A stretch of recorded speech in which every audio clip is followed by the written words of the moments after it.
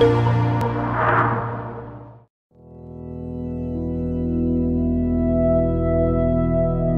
Emeritus Pendeta Ridwan Vanggidai.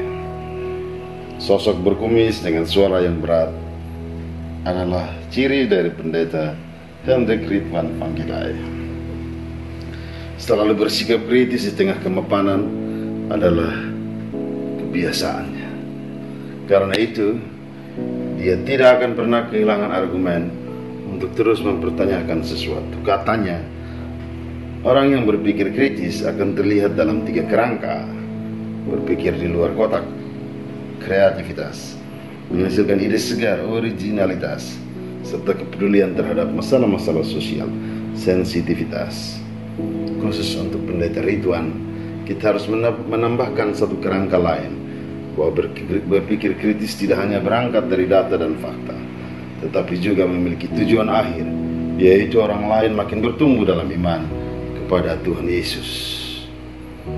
Suatu ketika kami berdiskusi tentang persoalan yang kami alami di tengah tantangan pandemi COVID-19.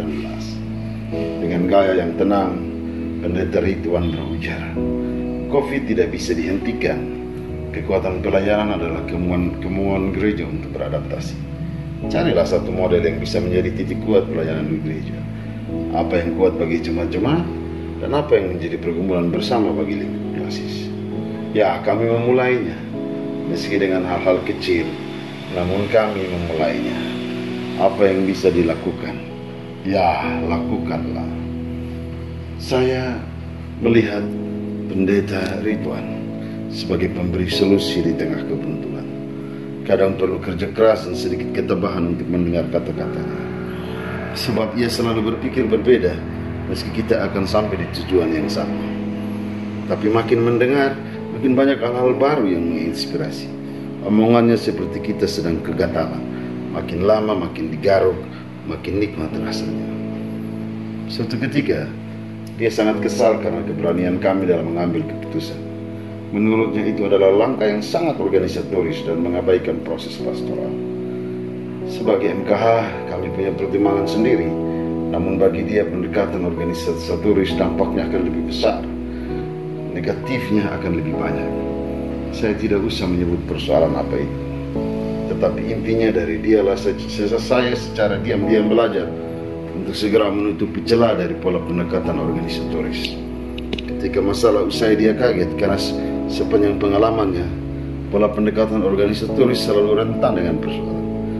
Tapi mengapa ini berbeda? Saya agak sedikit percaya diri mengatakan bahwa ini yang disebut intuisi. Padahal sepanjang hari saya terpukul dengan kekesalannya dan segera mengambil langkah memutar haluan. Saya tidak tahu apa dia mendengar cerita saya tentang dia. Tapi kalau dia mendengar, dia akan tahu jawabnya. Ternyata intuisi sebagai pendeta senior benar adanya. Dan apa yang kami buat ada benarnya, asal segera ditutupi potensi celahnya. Orang menyangka dia arogan. Itu kesan pertama saya waktu mengenalnya. Saya memilih untuk diam mendengar kata-katanya. Awalnya saya mengira arogansinya kuat, ternyata tidak. Mungkin dia hanya sedikit arogan dalam berkata-kata. Maksud saya adalah kata-katanya luas, sebab ia memiliki daftar inventaris kata yang tidak sedikit. Tapi tunggu dulu, dia sosok yang akan diam dan mau mengakui kelebihan orang lain. Entah karena dia suka bernyanyi sehingga dia berupaya menjaga keharmonisan. Sebab katanya orang yang suka bernyanyi akan menyukai nada relasi. Dia tahu kapan nada salah atau nada dosa dinyanyikan dan kapan dihindari. Jika dia mendekatimu, dengarlah, dan sedikit lagi dia akan belajar mendengarmu. Tetapi jika dia memuji, itu hasil dari selingan yang kuat. Dia tidak akan pernah memberi pujian instan. Itu kemunafikan yang paling fatal baginya. Jangan sekali-kali membicarakan kejelekan orang yang ia kenal. Dia tidak akan pernah mau diam. Sebab sekali ia mengenal, dia tahu tentang keberadaan orang itu. Satu hal lagi, meski umur sudah menua, ia tak pernah lelah untuk belajar. Dia terus belajar menyesuaikan diri di tengah kemajuan. Kalau lihat gayanya ketika santai, memakai celana pendek, membawa HP, tripod, headset di telinganya, rasa-rasanya dia tak kalah dengan gaya anak-anak milenial. Tua tapi tidak ketuaan, terus berkarya, terus maju. Hidupnya optimis. Ketika kami bercakap-cakap tentang vaksin bagi orang tua, dia bilang tidak apa-apalah, Tuhan Yesus masih ada. Dia percaya bahwa sampai masa tua Tuhan akan menggendongnya. Telak, optimis di tengah ketidakpastian. 28 Februari 2021, dia mengakhiri masa penilaian sebagai karyawannya. Saat ibadah saya memperhatikan dia. Raut wajahnya kelihatan segar. Masih ada banyak mimpi dalam benaknya. Saya tahu dia bisa melakukan banyak hal baik meski dia di masa penilaian ini. Secara pribadi saya kagum, agak sedih juga. Dia sudah mengakhiri tugas. Sang pemberi solusi tak ada lagi dalam barisan kami di Gimit K3T. Tapi kita kan masih bisa berkomunikasi.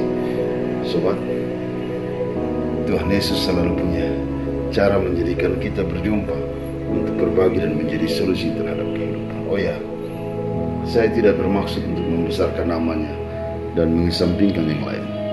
Sebagai manusia dia juga punya titik-titik lemah. Namun saya tidak berkapasitas untuk bercerita. Sebab bagi saya kelemahan itu dimiliki semua orang.